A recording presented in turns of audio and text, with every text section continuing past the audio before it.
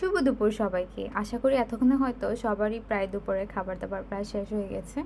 তো আজকে আমার দুপুরের আয়োজনে কী ছিল তাই শেয়ার করব।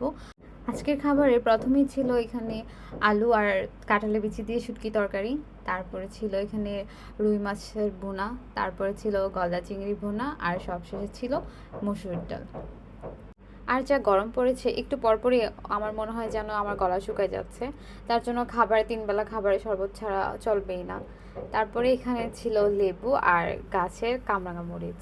তো এই ছিল আজকের মতো আমার আয়োজন।